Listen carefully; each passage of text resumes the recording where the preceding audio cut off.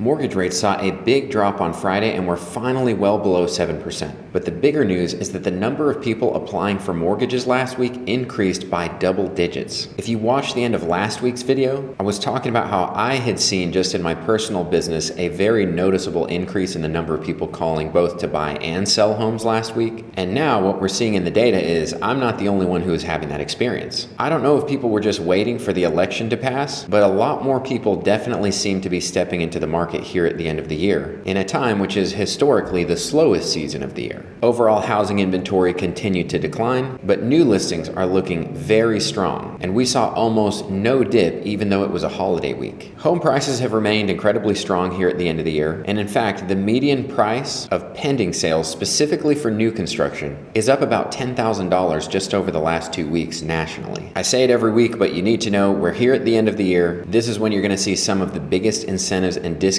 on new construction, but the trade-off is you're probably not going to have many options to choose from. And I'm seeing this in real time here. I went out to a community this weekend where they're giving a 3.99 rate, they're paying all the closing costs, they're giving the full move-in package, but there are literally only 2 homes they can sell you. So if one of those 2 homes works for you, then you're going to get a killer deal with some huge incentives. So if you're considering buying a home in the next few months, I think it's worth going right now, seeing what kind of crazy deals are being offered at the end of the year, and see if it makes sense for you to buy now instead of waiting until the market heats up again. My name is Michael. I'm a real estate agent here in the Dallas area, and every Monday I give you a weekly update covering all of Dallas and Collin counties as well as the national market. We're looking for trends, we're tracking mortgage rates as well as mortgage purchase applications, as that's our best leading indicator to what demand will look like 30 to 90 days from now. We're looking at things like median list price, days on market, how many homes are having price decreases, what's inventory looking like, and if you stick around until the end is my favorite part, the top 10 ranked hottest and coolest cities and zip codes in all of Dallas and Collin counties. If this sounds like something you're into, make sure and hit the subscribe button. And if you're looking to buy, sell, or invest here in the Dallas-Fort Worth area, whether it's next week or next year, I'd love to connect. I've helped every one of these yellow dots find their little piece of Texas, and I'd love to help you too. Just call, text, or shoot me an email. All that info is in the description below. Okay, today is December 2nd. Let's see what the data is telling us. And if this is an old video, you can click the playlist here and it'll take you to the latest weekly market update. First up is usually market news, but it's the end of the year. Everyone is relaxing for the holidays, so I don't expect there's going to be much news coming out from here to the end of the year. So instead, I'm going to be highlighting some great new construction deals I found last week, starting with this first little house.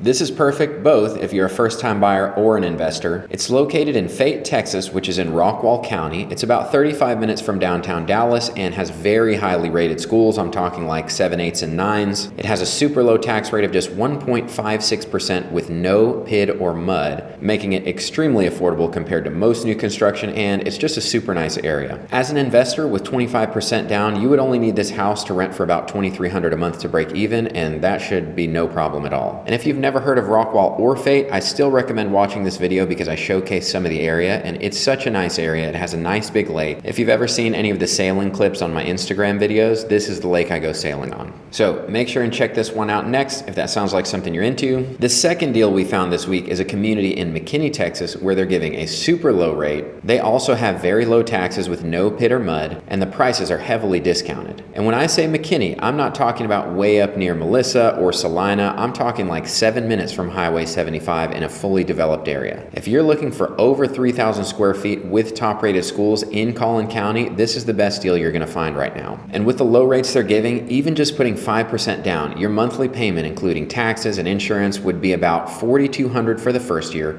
$4,558 the second year, and $4,937 for years 3 through 30. So very affordable for such a big house in such a great area. If this is something you're interested in, call me today and watch this video next. Okay, moving on. Let's start with national housing inventory. This week, we had a decrease of 12,501 less homes for sale in the country. This keeps us at 27% more inventory than we had last year, to a total of 706,554 homes available for sale in the country. And this same week last year, inventory was only at 555,717 homes. So still much better than this year, and nothing crazy is happening. Inventory is declining seasonally at about the same pace as the last few years. Then for reference, the all-time inventory bottom in 22, we only had 240,000 homes for sale. The peak of last year, we had 570,000 homes for sale, and this same week in 2015, we had about 1.082 million homes for sale. So definitely looks like mid-October was the inventory peak for the year, which means we're We're trending back towards a normal market, as I've talked about the last few weeks. But let's move on to new listings. This is the big surprise. So you can see what we were expecting was a massive drop, just like happens every Thanksgiving. I mean, look at the size of this drop. The last 2 years, it came down to the low 20s, low 20-somethings. Instead, we got 51,800 new listings. So this is a massive departure from the last 2 years. And if there were more lines here, this happens every year. So this is a massive departure from every year. People are listing their homes. This is great news. The more listings we get, the lower the chance that prices are going to go through the roof when rates finally do drop. So this is a big deal. Now looking at pending sales, 6 weeks ago, we finally broke out above that 2022 line. And as of now, we have 7% more homes under contract than last year. So home sales are definitely growing even with these high rates. And as you can see, what we should be doing and what we are doing is just a slow trend down through the end of the year. But this week we have 317,080 homes under contract in the country. And speaking of pending sales, I mentioned in the intro that prices are holding strong nationally, and this is specifically for new construction, but you can see the last couple of weeks we've gone up about $10,000 on the median price of homes that are under contract that are new construction. Fortunately, that's not what we saw in the Dallas-Fort Worth market, but you can see nationally, new construction prices are going up. A big part of that is here in Dallas, we have a ton of new construction. We're growing in every direction. So in other words, we have enough supply to keep prices from shooting up. That's the good news. Then the last thing we cover nationally is the percentage of homes having price decreases. Every year it's normal for a third of homes to take a price cut before selling. Looking at the national chart, we had a small decrease this week. You can barely see it to 38.9% of homes taking a price cut. But 1 week data is not really what we're looking at. We're looking for the trend, and you can see this trend has been going both sideways and down for some time now. And last year we got as high as 39.2%. The year before we got as high as 43.2%. All you need to know is if you want home prices to come down, this number would need to be going up and not sideways and down. So this is just another way of showing housing prices are remaining very strong. Okay, moving on to mortgage rates. We started at a 6.93. Then we had Thanksgiving. Then Friday we came back and saw a big drop from 6.92 all the way down to 6.88. And then looking at the 10-year, it does look like rates are going to go up a little bit today so far. So the bottom of this black candle, that close, that's the day that was a 6.88.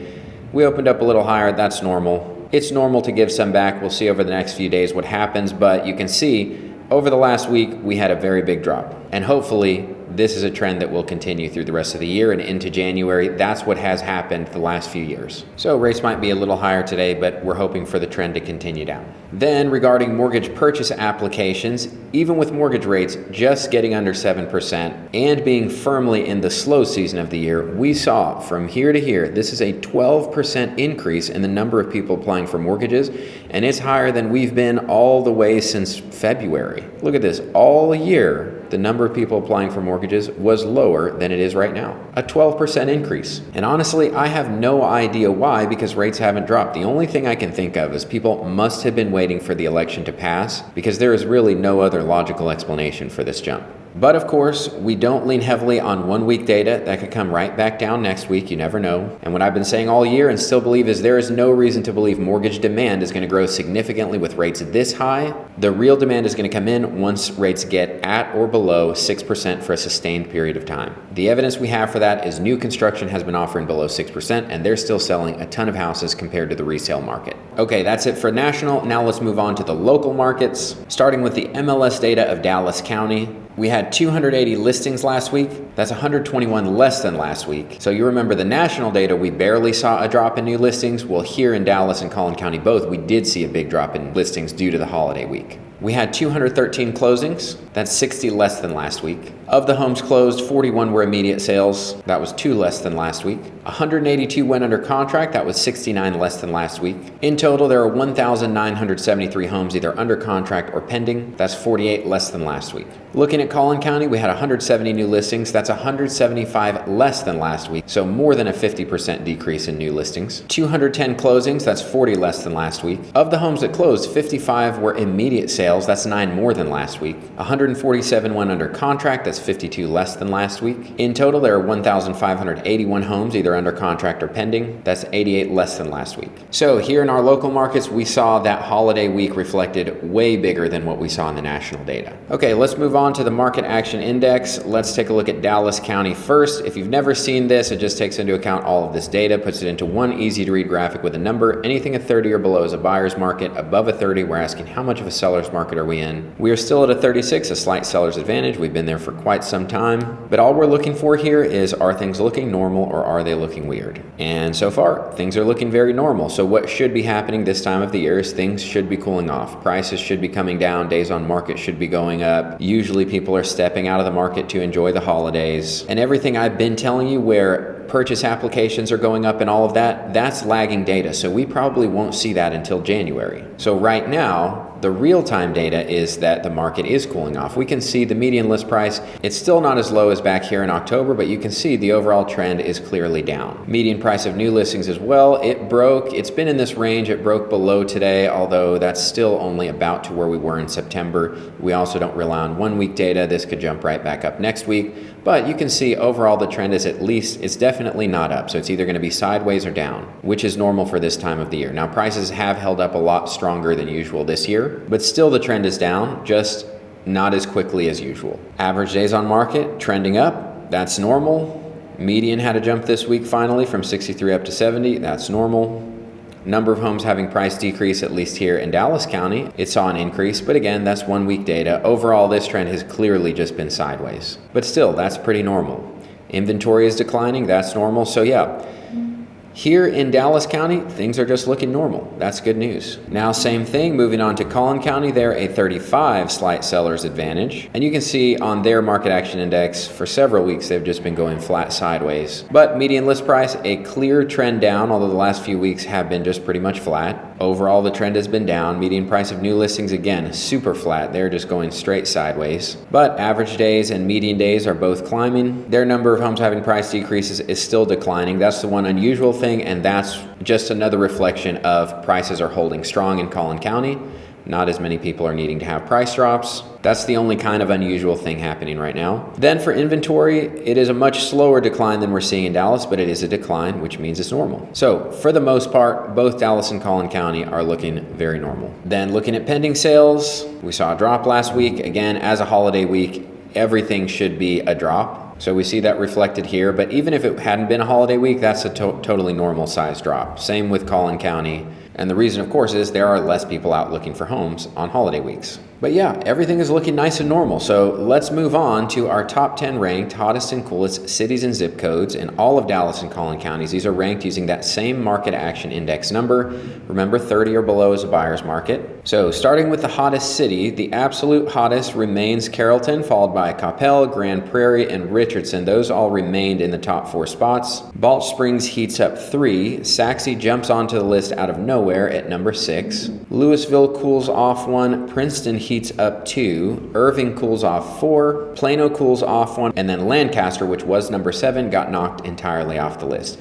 Then we like to zoom into specific zip codes. The absolute hottest is Hutchins 75141, followed by Carrollton 75010, Carrollton 75007, Dallas 75244, Plano 75093, Dallas 75223, Grand Prairie 75051, Coppell 75019, Irving 75062, and Grand Prairie 75052. And I just want to point out, don't be afraid of these zip codes because a lot of these, 43, 44, 45, it is still a seller's advantage, but it's not an extreme seller's advantage. I mean, during COVID, these numbers got up to 100. So if you look, even the hottest city, you remember 30 as a buyer's market, we're only at 39.23. So not crazy far. And overall as a market, we're at 36. So don't be afraid of these zip codes just because they're the hottest. Okay, now looking at the same thing, but for the coolest markets. So Blue Ridge, Sunnyvale, Leonard, Anna, Van Alstyne, and Salina all remained in their spots. And you can see these top 3, these are officially buyers markets. Then Lavon cooled off 2 spots. Rockwall remained. Red Oak jumps onto the list out of nowhere to number 9. And Prosper heats up 3 spots to take the hottest city on the coolest cities list. And then Royce City, which previously was the hottest city, jumped off the list this week. Then looking at the coolest zip codes, the absolute coolest is Dallas, Texas 75219 at just a 25.29. It looks like it's dropping straight off a cliff, followed by Blue Ridge 75424, Sunnyvale 75182, Leonard 75452, Rockwall 75032, Anna 75409, Wilmer 75172, Van Alstyne 75495, Salina 75009, and Mesquite 75181. Remember, if you're looking to buy or sell a house, whether it's next week or next year, I'd love to connect. Call, text, or shoot me an email. Thank you for watching. I'll see you in the next video.